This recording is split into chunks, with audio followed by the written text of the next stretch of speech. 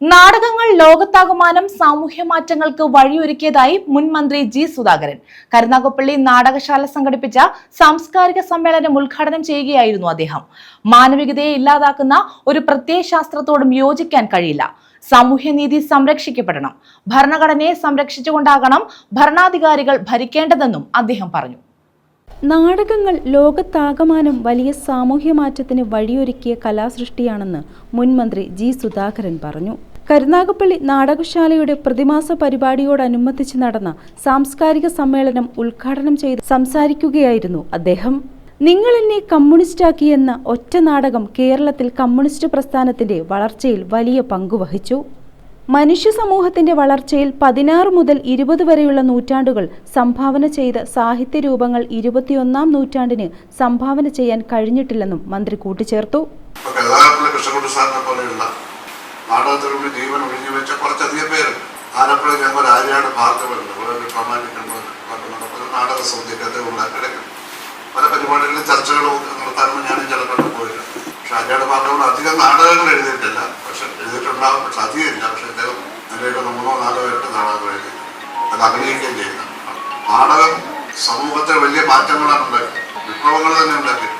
നാടകകൃത്തുക്കളെ പലപ്പോഴും ഭരണാധികാരികൾ ഭയപ്പെട്ടു, സാഹിത്യകാരന്മാരെ ഭയപ്പെട്ടു, ശാസ്ത്രജ്ഞന്മാരെ ഭയപ്പെട്ടു. നവീനമായ അറിവുകൾ പകരുന്ന എല്ലാ വ്യക്തികളെയും എല്ലാ കൃതികളെയും സ്വേച്ഛാധിപതികളും ഏകാധിപതികളുമായിട്ടുള്ള ഭരണാധികാരികൾ എന്നും ഭയപ്പെട്ടിട്ടുണ്ട്. രഘുകുമാർ ചേരിയിൽ അധ്യക്ഷത വഹിച്ചു.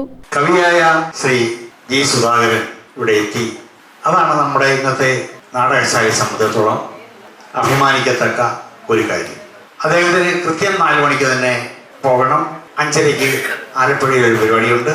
കുറച്ച് സമയം മാത്രം നമ്മളോടൊപ്പം സഹകരിക്കാനും കൃത്യസമയത്തെത്തിയ അദ്ദേഹത്തിന് നിങ്ങളുടെ പേരിൽ അദ്ദേഹത്തെ സ്വീകരിച്ചുകൊണ്ട് നമുക്ക് സ്വാഗതമോദാം. നാടകശാല ഡയറക്ടർ കരുനാഗപ്പള്ളി കൃഷ്ണൻകുട്ടി സ്വാഗതം പറഞ്ഞു. ക്യാമറമാൻ KP നമ്പ്യാതിരിയും മധു ആദിനാടും ചേർന്ന് ജി സുധാകരനെ ആദരിച്ചു. നാടകശാല മാഗസിന്റെ 59ാം ലക്കം ഡോക്ടർ ഫയാസ് അമീൻ ജി സുധാകരന് നൽകി പ്രകാശനം ചെയ്തു. ഭക്ഷ്യക്കിറ്റ് വിതരണം ഷാജഹാൻ രാജധാനി ഉദ്ഘാടനം ചെയ്തു.